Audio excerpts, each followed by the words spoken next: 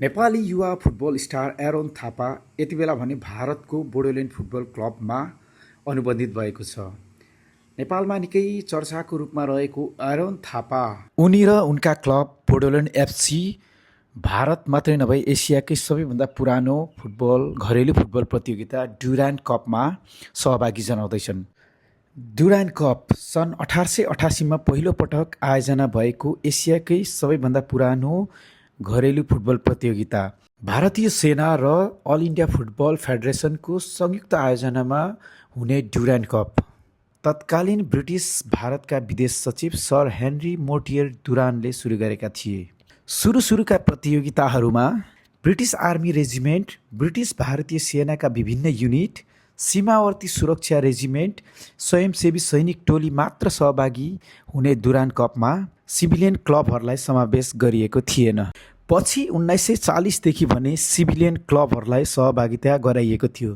त्यही वर्ष Mohammedan sporting club ड्युरान्ड cup जित्ने पहिलो सिभिलियन क्लब बन्यो। त्यसपछि भने मोहन बगान, इस्ट बङ्गाल जस्ता चर्चित भारतीय क्लबहरू पनि नियमित रूपमा सहभागी हुन थाले।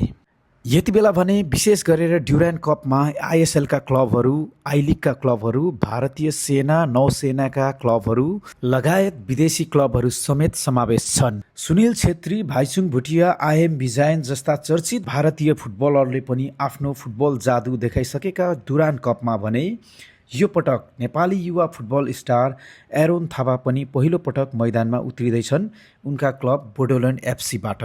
यति बेला भने Nepali football star Aaron Thapa भारतीय क्लब बोडोल्यान्ड एफसीको घरेलु मैदानमा प्रशिक्षणमा व्यस्त छन्। आउँदो अगस्त 1 तारिकको दिन पहिलो खेलको रूपमा नर्थ इस्टसँग सामना गर्दै गरेको Bodoland एफसीमा Nepali football star Aaron थापाको प्रस्तुति कस्तो रहनेछ भन्ने आम नेपाली फुटबल समर्थकको चासोको विषय बन्नेको छ।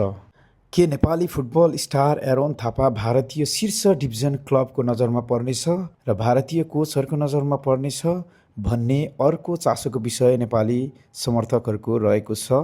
यदि नेपाली फुटबल स्टार एरोन थापाले आफ्नो फुटबल कौशलता उत्कृष्ट प्रदर्शन गर्न सफल भएमा भारतीय शीर्ष क्लबहरूको नजरमा पर्नेछन् र नेपाली फुटबल स्टार एरोन थापाको फुटबल जीवनको टर्निङ पोइन्ट साबित हुनेछ।